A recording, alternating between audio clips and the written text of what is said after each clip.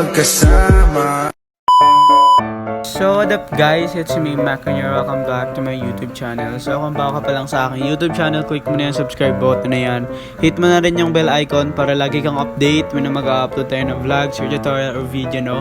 So bago simulan natin tong video guys, so bali, papasalamat po ako sa mga nag-view sa ating mga sa ating mga videos at yun nga, road to 20k subscriber na tayo. Salamat po talaga guys. So ayan.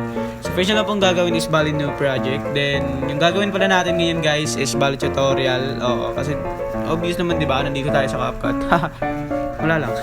At mag-add tayo ng pinakauna. So mag-add tayo ng black background guys. So wait lang. So dito muna tayo. Mag-select muna tayo ng 3 pictures pala. 3 pictures. So kayo na pumili sa mga pictures nyo guys. Basta ang papangit ito picture ko, okay na to. Ito na lang siguro. Ayan, then 3 picture lang guys ha. And syempre mag-add na tayo ng black background guys for intro natin. So yung title pala ng kanta na to guys is Nening B. Yung parang Nening B ang kanyang katawan. Pero hindi to chorus like. Basta ringin nyo na lang po yun. So add na natin yung audio guys. So sa TikTok lang mo ito makikita. Ang daming trend to ngayon guys. So kaya syempre gawan agad natin ng tutorial. Kahit hindi naman talaga maayos yung tutorial natin guys, meron pa rin nanonood, gagi.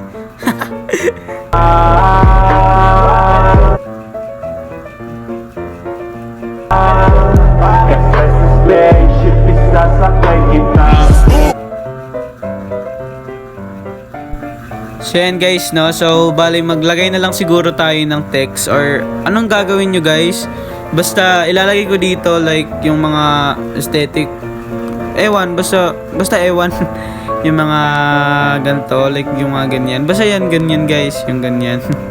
yan lang yung ilalagay ko dyan. Basta yan guys, hanggang dito yan. Kasi sa spaceship isasakay kita guys. At ayun nga guys no, bago natin so bali hindi na muna ako magvo-voice over like para marinig ko yung mismong sound para hindi tayo maewan sa beat or ma-delay. Oo guys, kaya hindi muna ako magsasalita. Sundan niyo lang po yung ginagawa ko at sana masundan nyo guys. Ang dami kong daldal na, sorry.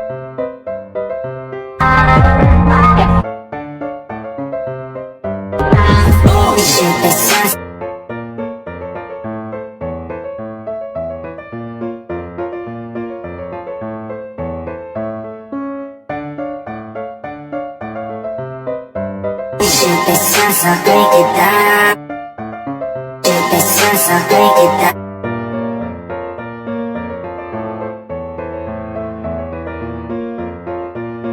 Lahat ng kailangan aking dalaga.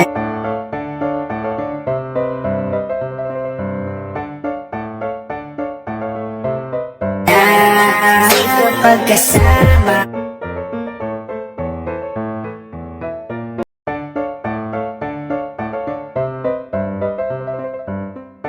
Sasakay kita, sakay.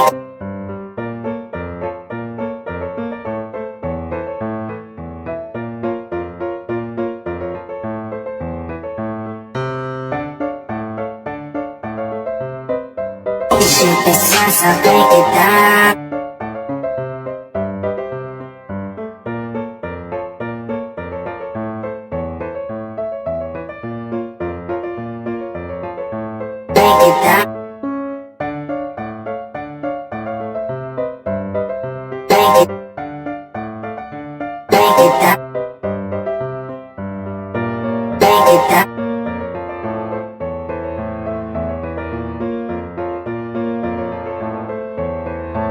Kita siyempre sasakay kita. Kailangan na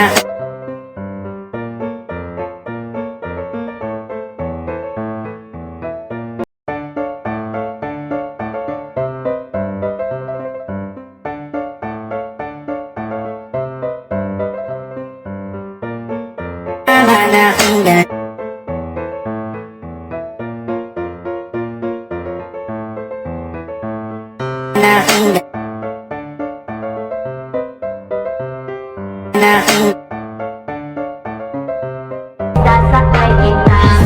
Isip sasakay kita. Lahat ng kailangan aking dala-dala.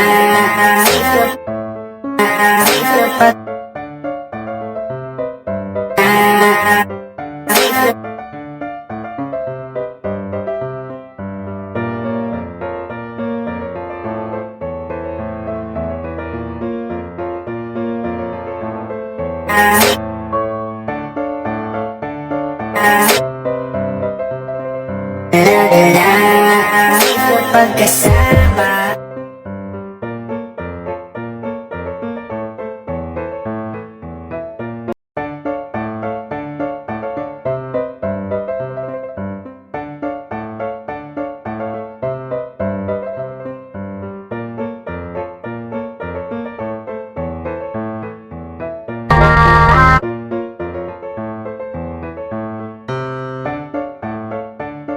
Isip sasakay kita.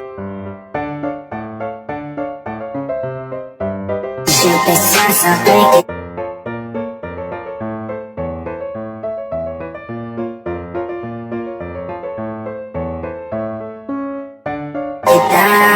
Lahat ng kailangan na aking dala-dala.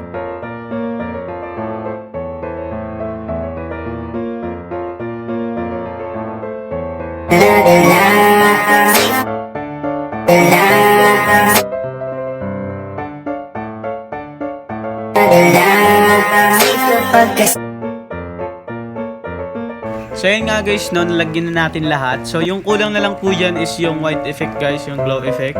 So pag sa light motion po kayo nun, ang tawag po na is exposure gamma. Pero dito sa CapCut, is ewan ko doon. Basta narinig ko lang yun sa mga yung nag-e-edit din sa CapCut nung una.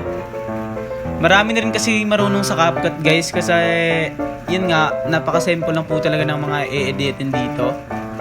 At sa light motion nga po is sobrang hirap, pero maganda naman talaga yung effect. Pero sa CapCut maganda rin naman po. So ayan, so ang gagawin natin ngayon is bali maglagay na lang tayo ng white effect.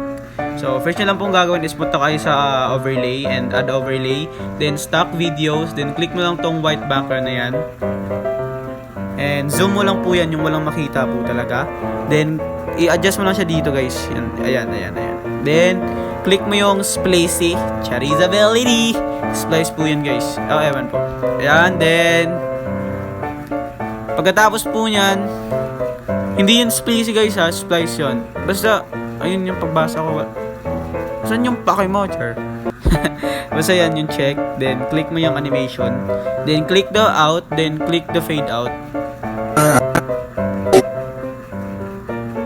Then ito yung effect. Okay, let's go. Then copy mo na lang po yan para hindi ka na gumawa pa. Copy mo na lang po yan. Ayan. Let's go. Yan, lagay mo lang siya sa agoy. Dito pala natin siya dito pala. Sa may dito pala guys. So kaya dapat nyo guys, i-balance nyo ba? Tama ba? Balance? Basta yun. Sundin nyo lang to. Nang kailangan aking dala. Yan dapat guys. Then copy na rin. Iwan ko kung naiintindihan niya ako. Basta yun. Dito pala dito. Gago dito. Ay sorry sa mura. Ayan guys. Then ayun na nga po. Tapos na po. Salamat sa panunood. Bye. Export na natin.